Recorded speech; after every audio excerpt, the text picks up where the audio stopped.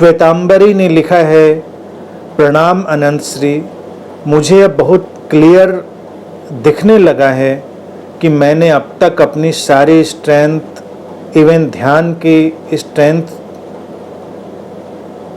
तो शस्त्र की तरह उपयोग करी है। ये क्लियर दिखने से मैं शॉक में हूँ। इतनी एग्रेसिवनेस और शटल हिंसक वृत्ति थोड़ी मेरी कंडीशनिंग की वजह से है, लेकिन ज़्यादा हिडन फियर की वजह से ही है। What is the source of this fear which makes me unnecessary in attacking mode?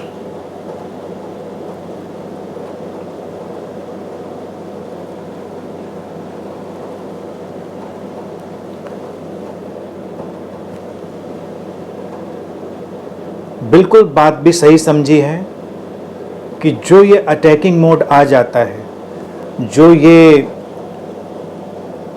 अपने परिस्थितियों का, अपने ज्ञान का, ध्यान का, धन का, सब का उपयोग जब हम एक शस्त्र की तरह करते हैं, तो ये कहीं न कहीं से हमारा भय ही होता है।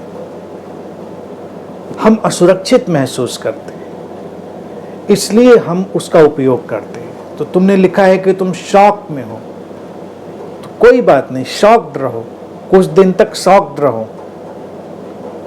कुछ दिन तक शॉक्ड रहने में कोई बुराई नहीं है। वो तुमको थोड़ा गंभीर बनाएगा, तुमको थोड़ा और जागरूक बनाएगा, जीवन को और गहराई से देखने में सक्षम बनाएगा।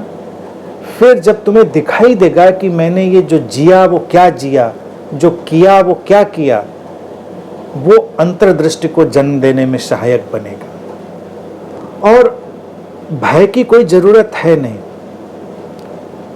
हम अक्सर अपने ज्ञान का भी, ध्यान का भी, और धन और शक्ति तो बाहर की है ही, इसलिए हम उपयोग कर लेते हैं शस्त्र की तरह कि हम असुरक्षित अनुभव करते हैं। इसीलिए व्यक्ति की जो समस्या है, तुम देखो, उसके अगर ज्ञान पर कोई आक्रमण कर दे, कोई उसके ध्यान पर आक्रमण कर दे, तो व्यक्ति बड़ा तिलमिला जाता है, विचलित हो जाता है।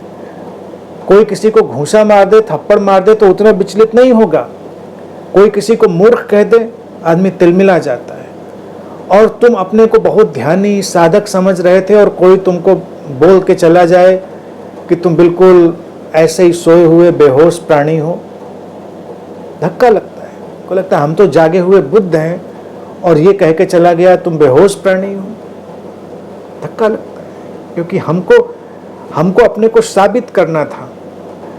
तो ये जो समस्या है अपने को सिद्ध करने की, अपने को प्रूफ करने की, यही भय के कारण पैदा होती है। अगर हम जाग कर देखें तो क्या जरूरत है हमको सिद्ध करने की? हम अंदर से अपने को कमजोर अनुभव करते हैं। लेकिन ये जो शौक तुमको मिला है, अगर इसको तुमने उपयोग किया जागरूकता के साथ, तो यही जो धक्का है, यही तुमको दिखाएगा कि अंदर तो हम एक परम ऐश्वर्य में जी रहे हैं। भय की कोई जरूरत नहीं। कोई तुम्हें क्या समझता है, इसकी क्या जरूरत है? तुम्हें शस्त्र की तरह क्यों ज्ञान का उपयोग करना पड़ता है? क्योंकि सिद्ध करना पड़ता है कि मैं मूर्ख नहीं हूं, मैं भी बहुत विद्वान हूं, ज्ञानी हूं। और ये कितना सूक्ष्म अहंकार होता है, देखिए लोगों का। अरे ये अज्ञानी, महात्माओं के प्रवचन सुन लो, तुम बाबाओं के प्रवचन जाके सुनो, वो बैठकर कितने चिल्ला चिल्ला कर बोले थे, ज्ञान में घिरे लोग, पापी लोग, अज्ञानी लोग, भटकते हुए लोग। अब उनको लगता है हम तो ज्ञानी, ज्ञान के प्रकाश से भरे हुए, माया में लिपटे लोग, हम तो माया से मुक्त। एक ऑटोमेटिक मशीन गन की तरह से शब्द निकल रहे होते हैं बाबाओं के मुंह से, जिसमें निंदा है। दूसरे की निंदा अपने को आश्वस्त करती है कि मैं तो कुछ अलग हूं। जरूरत क्या है? इसी कोई जरूरत। तो एक बार ये पहचान आ जाए तो फिर आश्वस्त हो जाते हैं। ज्ञान हमारे लिए, हमारी उपयोगिता, हमारी सुविधा के लिए, किसी दूसरे के लिए थोड़ा ही है। दूसरे हमको ज्ञानी मानते नहीं मानते, क्या फर्क पड़ता है? ना मानो। या हमारा ध्यान इसके लिए थोड़े है कि दूसरे हमको ध्यान नहीं माने, हमारा ध्यान हमारी शांति के लिए, हमारी प्रसन्नता के लिए। हम हैं, तुम हमको महापापी मानते हो, इससे कोई फर्क नहीं पड़ता, ठीक है। हमारा इनलाइटनमेंट हमारी समश्वरता, हमारे प्रेम, हमारे विस्तार के लिए है, हमारे ठहराव, हमारी शांति के लिए। इसलिए नहीं कि दूसरे हमको माने, दूसरे ना माने, दूसरे तुमको दुनिया का सबसे बुद्धू व्यक्ति माने, इससे क्या फर्क पड़ता है। अगर तुमने अपनी शांति को खोज लिया, तुम उसमें ठहर गए, तो बात खत्म हो गई, फिर उसकी चिंता नहीं। लेकिन हम चूंकि भीतर से ऐसा महसूस नहीं करते, तो हम भयभीत होकर हर चीज के उपयोग में लग जाते हैं, शस्त्र की तरह। और तब वो दिशा जो है वो हमको भ्रमित कर देती है कि ध्यान का उपयोग हमें क्या करना था, हम करने कुछ और लग जाते हैं। ज्ञान का उपयोग करना क्या था, हम करने कुछ और लग जाते हैं। यहाँ तक भी बाहर के जगत में भी देखें, धन का उपयोग क्या करना है। धन का उपयोग है आपकी सुविधा, आपकी सहूलियत के लिए, आपकी कंफर्ट, आपकी कन्वीनियंस के लिए।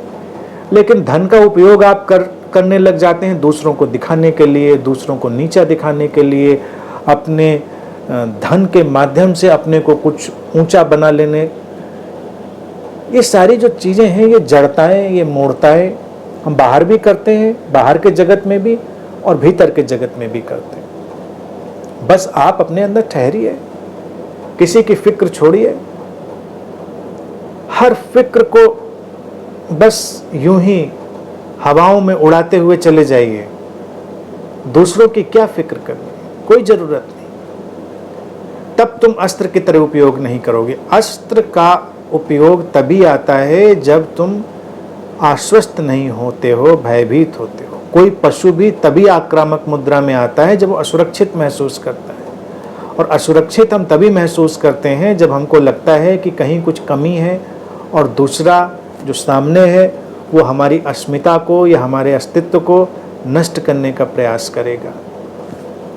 अब अगर हम आश्वस्त हैं, अपने भीतर ठहरे हुए हैं, तो दूसरा क्या करता है, सोचता है, मानता है, इससे कोई फर्क नहीं पड़ता। तो एक बार जब कोई इससे मुक्त हो जाता है तो वो तमाम शस्त्रों से मुक्त हो जाता है। दूसरों की तरफ जाती हुई निगाह से मुक्त हो जाना एक बहुत बड़ी मुक्ति है। तो मैं समझता हूँ सौभाग्यशाली हो कि ये शुरू हुई है प्रक्रिया, तो पूरी होगी, बेहतर होगा, सुंदर होगा। और फिर तुम्हारी अपनी आंतरिक शक्ति, तुम्हारा अपना ठहराव पैदा होगा, तुम्हारा अपना भीतर का जो संतोष है वो पैदा होगा। फिर किसी शस्त्र की जरूरत रही कहाँ जाती है।